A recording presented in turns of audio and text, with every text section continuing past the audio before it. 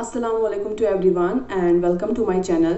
तो सबसे पहले प्लीज़ सब्सक्राइब द चैनल क्योंकि काफ़ी मेहनत लगती है वीडियो बनाने में और फिर जब सब्सक्राइबर कम होते हैं चैनल पे तो इट्स वेरी डिसअपॉइंटिंग। ओके, तो आज का जो हमारा वीडियो है वो है अबाउट टाइटैनिक शिप के बारे में आपने सुना ही होगा कि लास्ट में टाइटैनिक शिप के साथ क्या हो जाता है, अटलांटिक ओशन में वो सिंक हो जाता है। तो उस टाइम पे जब इसकी कंस्ट्रक्शन हो रही थी उनका मानना ये था, वो काफ़ी ओवर कॉन्फिडेंट थे कि ये जो शिप है ये कभी डूब ही नहीं सकती है। तो इसका नाम रखा गया था अनसिंकेबल शिप, जो कभी डूब ही नहीं सकती है। ओके, तो क्या हुआ, 1909 में इसकी कंस्ट्रक्शन स्टार्ट हो गई और 1912 में ये कंप्लीट हो गया। मतलब 3 साल में इसकी कंस्ट्रक्शन कंप्लीट होती है। तो 1912 में क्या होता है, जब ये कंप्लीट हो जाता है तो काफ़ी हैवी ये शिप थी, काफ़ी बड़ी थी, लार्ज शिप थी ये। 46,000 टन जो है इसका वज़न था और काफ़ी करोड़ों रुपए उस पर खर्च हुए थे। तो जब ये कंप्लीट हो गई तो फिर इन्होंने टिकट्स सोल्ड आउट किए कि वीआईपीज़ के लिए इन्होंने अलग रखा हुआ था, इकोनॉमिक क्लास रखी हुई थी, फिर उसके बाद जो पुअर सेक्शन था उनके लिए रखा हुआ था। तो वीआईपीज़ को पे करना था 3 लाख, फिर जो इकोनॉमिक क्लास में जो बैठता उसको 1 लाख और जो बाकी जो पुअर सेक्शन थे 2000 उनको पे करना था। तो जितने भी पैसेंजर्स हैं ये टाइटैनिक शिप पे बैठ गए। अब इनको जाना था फ्रॉम इंग्लैंड टू न्यूयॉर्क। तो इंग्लैंड टू न्यूयॉर्क इनको 7 डेज़ में कंप्लीट करना था ये जर्नी, क्योंकि उस टाइम पे काफ़ी ज़्यादा कंपटीशन होता था। जो शिप्स बनाते थे तो उनके बीच में काफ़ी कंपटीशन होता था कि कौन रिकॉर्ड मेंटेन करेगा सबसे फास्टेस्ट का, ठीक है, सबसे बड़ी शिप का, वो सब। तो उस कैप्टन पे ये भी प्रेशर था कि क्योंकि जो बड़ी बाकी अथॉरिटीज़ थी जिन्होंने पैसा लगाया था शिप पे, उन्होंने उस कैप्टन को कहा था कि आपको जो है 7 डेज़ के अंदर इसको पहुंचाना है न्यूयॉर्क।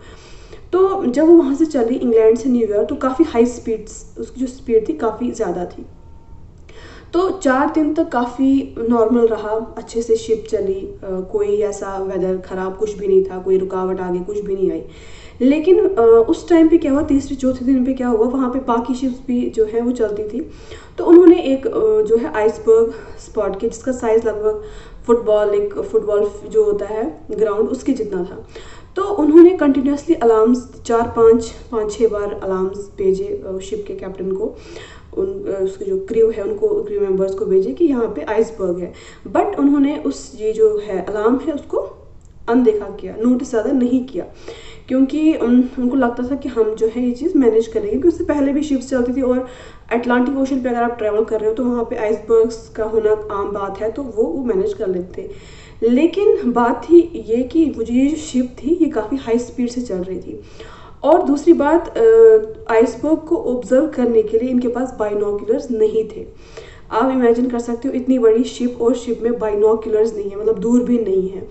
उसके पीछे भी एक इंसिडेंट ये है कि जिसको इंचार्ज रखा गया था बाइनोक्यूलर्स का, जिसके पास थी ये दूरबीन, उसको 1-2 दिन पहले ही जॉब से निकाल दिया गया था फॉर सम रीज़न, और वो जो चाबियाँ थी वो उसके साथ ही चले गई, तो वो ऐसे ही लॉक हो गई।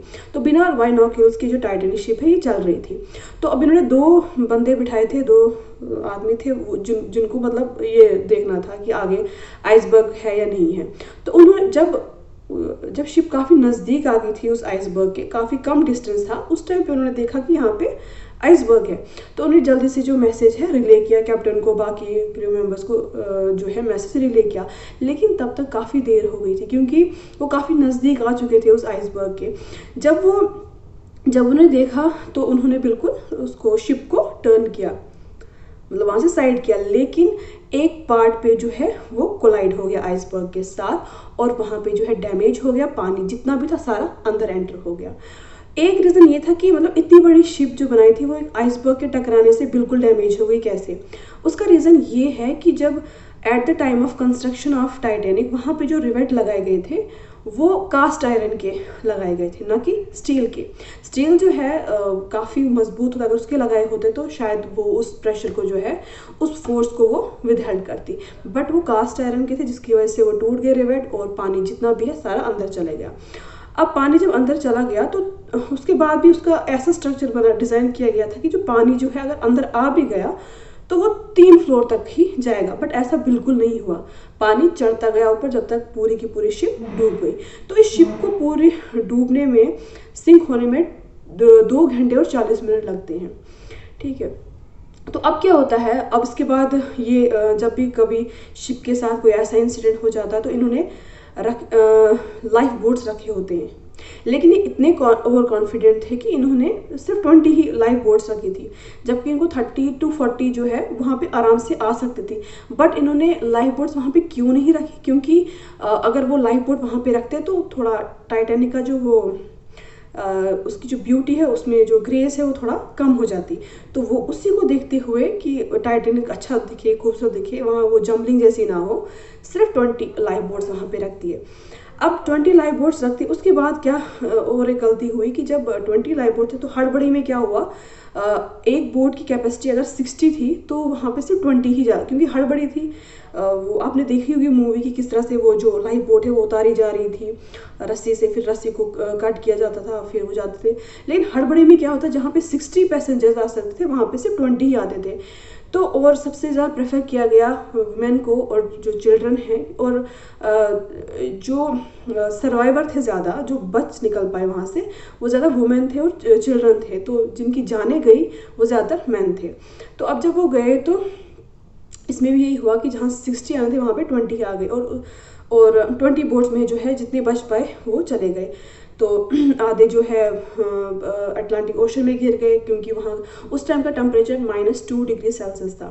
तो जो उनको लगता था हम बचेंगे, लेकिन ड्यू टू जो लो टेम्परेचर है उनकी, उसकी वजह से भी उनकी जान चली गई। एक और आपने मूवी में देखा होगा कि वहाँ पे एक म्यूजिशियन का एक बैंड था जो एंड तक जो है वो म्यूजिक बजाते रहे। तो ये कोई फिक्शनल नहीं है, ये सच में हुआ था। वहाँ पे एक ऐसा बैंड था, तो 7-8 बंदों का वहाँ वो बैंड था, और वो एंड तक वो जो है म्यूजिक बजाते रहे। उनको पता था कि अब हमें बचना नहीं है, तो वो एंड, क्योंकि सबसे ज़्यादा पहले प्रेफरेंस वुमेन और चिल्ड्रन की थी, तो उनको पता था हमारा तो नंबर नहीं आने वाला है।